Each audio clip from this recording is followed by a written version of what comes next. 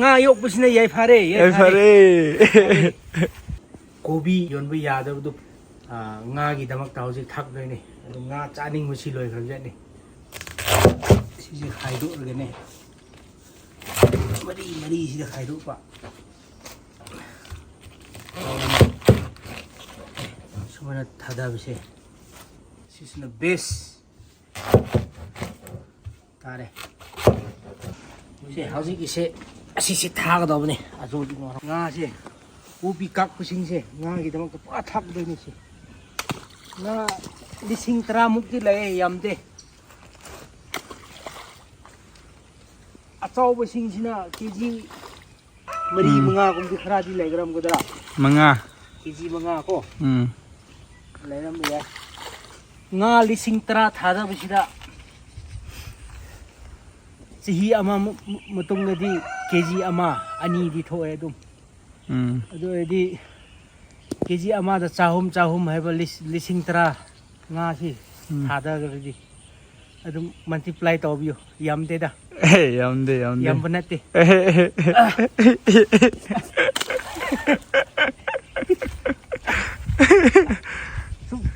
yamna multiply tawbudo khangbiram gini ko chahum into 10,000 yamde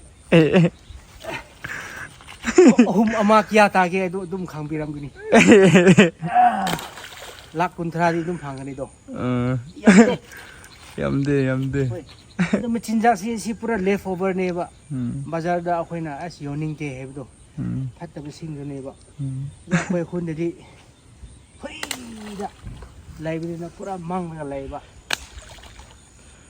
adu chatuk sa sin expand tok sin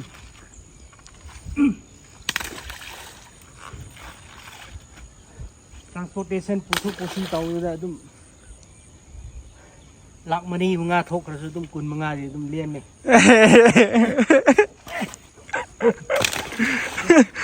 nga yok busina yai phare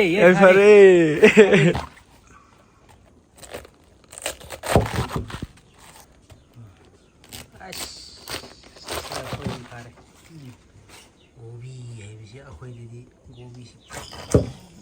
churak si let's go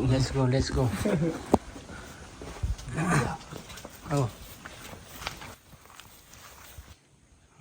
charo ting charo paisa laitre charo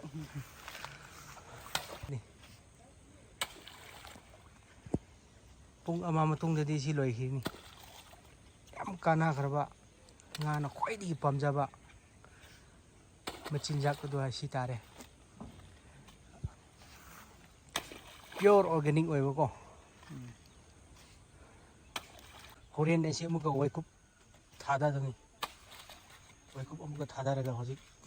pithak doi ni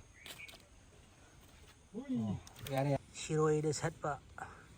lily type ni ji so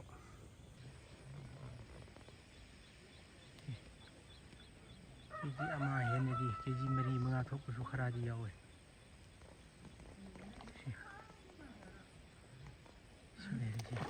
oh nga chaning sang si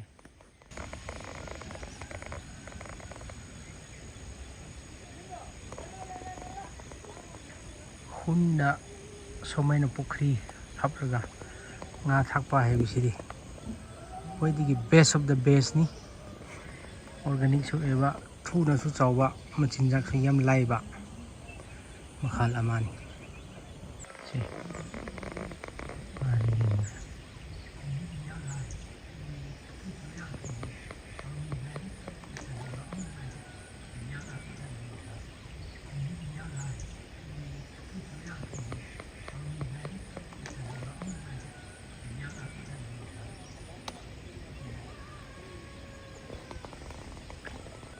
Pazik hun kiba